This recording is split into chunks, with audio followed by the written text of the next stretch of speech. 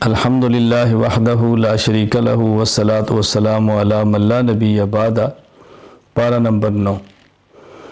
اللہ تعالیٰ نے اپنے بندوں کو سمجھایا ہے اور یہ فرمایا کہ ہم جب بھی کسی بستی پر عذاب نازل فرماتے ہیں تو ان کو مختلف احوال دیتے ہیں، خوشیاں بھی دیتے ہیں، تکالیف بھی دیتے ہیں۔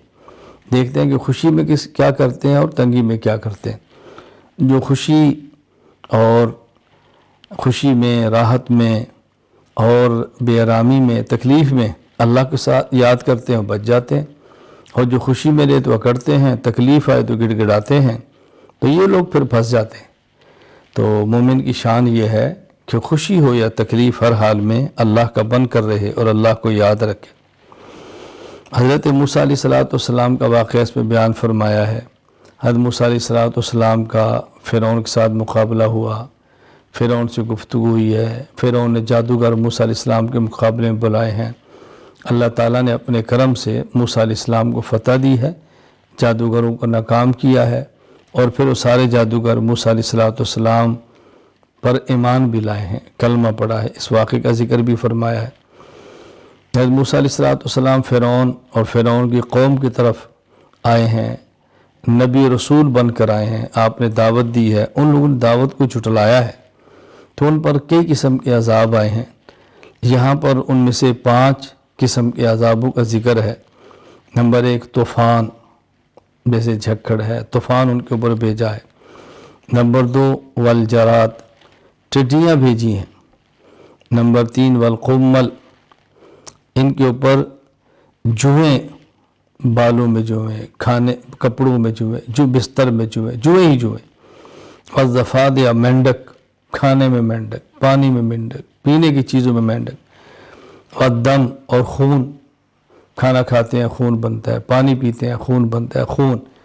تو ایک عذاب آیا تو موسیٰ اللہ سے دعا کرو، اگر یہ ٹل جائے تو آپ کی بات مان لیں گے۔ موسیٰ علیہ السلام دعا فرماتے، عذاب ٹل جاتے پھر سرکش۔ دوسرا عذاب آ گیا، موسیٰ علیہ السلام اللہ سے دعا کرو، یہ عذاب ٹل جائے تو آپ کی بات ماننے کے، دعا کی، عذاب ٹل گیا پھر سرکش۔ تو یہ لوگ سرکشی سے باز نہیں ہے، سرکشی ان کی بڑھتی ہی چلی گئی ہیں۔ یہاں 5 عذاب کا ذکر ہے۔ ایک اور بھی ہے، قحط سالی ان کے اوپر آئی ہے۔ ایک اور ہے کہ ان کے پھل اور میوے ایک اور مقام پہ کم کیے ہیں، اس کے اندر ان کو آزمایا گیا ہے۔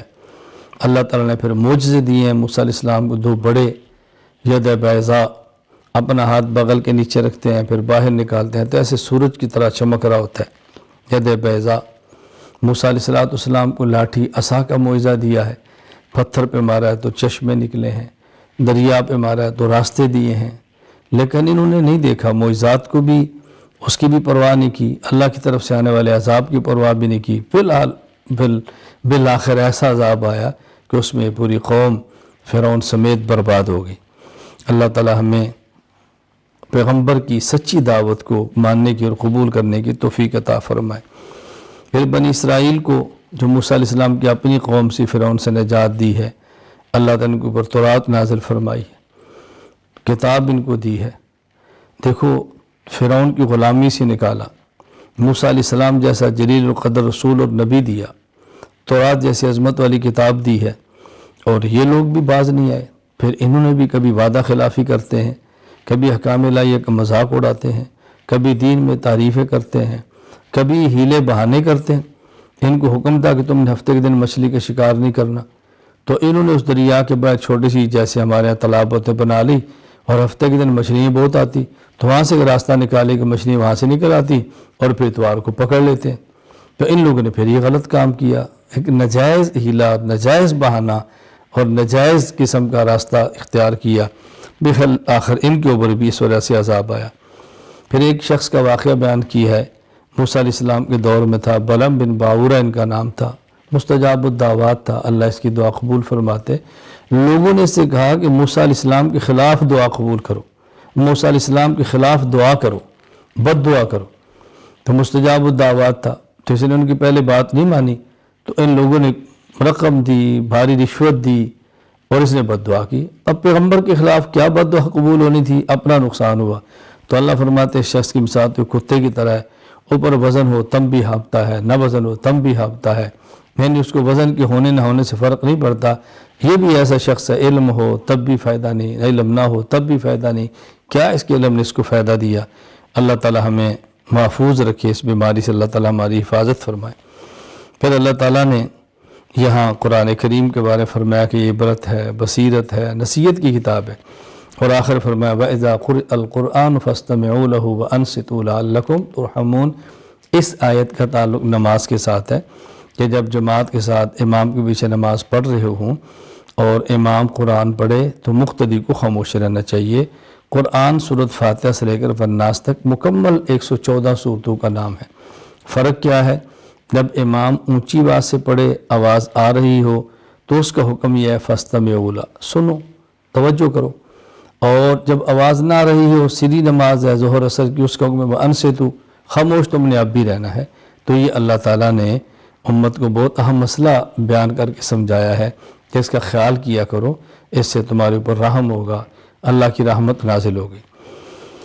سورۃ الانفال، انفال نفل کی جمع ہے، ویسے زائد چیز کو کہتے ہیں، مراد اس سے اموال غنیمت ہے جو میدان جنگ میں ملتے ہیں۔ تو اس صورت میں چونکہ مال غنیمت کا، انفال کا ذکر فرمایا ہے، اس لیے صورت کا نام ہی سورۃ الانفال ہے۔ تو یہ فرمایا کہ جب مجاہد اللہ کے راستے میں جہاد کرتا ہے اور کفر سے جنگ ہوتی ہے، اس کے نتیجے میں جو مال ملتا ہے مال غنیمت کہتے ہیں۔ کبھی میدان میں نکلتے ہیں، جنگ کی نوبت نہیں آتی، بغیر جنگ کے مال ملتا ہے تو اس کو مال فے کہتے ہیں۔ تو یہ مسئلہ بیان فرمایا کہ جب مال غنیمت ہو تو اس کے 5 حصے کرتے ہیں، ایک حصہ مجاہدین کے لیے، 4 حصے مجاہدین کے لیے، اور ایک حصہ خالص اللہ کا رسول، یعنی رسول اللہ صلی اللہ علیہ وسلم کی ثوابدید پر اس کو آپ جہاں چاہیں خرچ فرما دیں۔ مومنین کی صفات کا ذکر فرمایا ہے۔ ایمان والوں کی صفت یہ ہے، نمبر 1 اللہ سے ڈرتے ہیں، نمبر 2 تلاوت کے ذریعے اپنے ایمان کو بڑھاتے ہیں، قرآن کریم رغبت سے پڑھتے ہیں، نمبر 3 اللہ پر بھروسہ اور توکل کرتے ہیں، نمبر 4 نماز کی حفاظت کرتے ہیں، نمبر 5 احسان کرتے ہیں، نیکیاں کرتے ہیں، دوسروں کا خیال رکھتے ہیں۔ یہاں دی بات اچھی طرح سمجھ لیں کہ اب رمضان کا مہینہ بطور خاص قرآن کریم کی تلاوت کا ہے، بہت زیادہ اہتمام فرمائیں۔ اللہ پر توکل کا معنی ہے اسباب اختیار کریں، اللہ پر بھروسہ کریں۔ اسباب اختیار کریں پھر بھروسہ کریں، اسے توکل کہتے ہیں۔ اسباب چھوڑ کر بھروسہ کریں، اسے تعطل کہتے ہیں۔ شریعت میں تعطل نہیں ہے بلکہ توکل ہے۔ پھر صرف نماز پڑھتے نہیں، اس کی حفاظت کرتے ہیں، فرائض کا، واجبات کا، سنن کا، آداب کا خیال کرتے ہیں اور اہتمام کرتے ہیں نماز کا، اور احسان کرتے ہیں، بہت زیادہ نیکی کرتے ہیں، دل سے کرتے ہیں، اخلاص کے ساتھ کرتے ہیں۔ اللہ تعالیٰ ہم سب کو یہ مومنین کی صفات کامل درجے میں عطا فرما دے، اپنا خوف اللہ تعالیٰ عطا فرمائے، قرآن کریم کی تلاوت کی توفیق عطا فرمائے، تلاوت بھی ایسی کہ جس سے ایمان بڑھے، اللہ تعالیٰ اپنی ذات پر توکل عطا فرمائے، اللہ تعالیٰ نماز کی حفاظت کی توفیق عطا فرمائے، اللہ تعالیٰ احسان کرنے کی توفیق عطا فرمائے۔ وآخر دعوانا ان الحمد للہ رب العالمین۔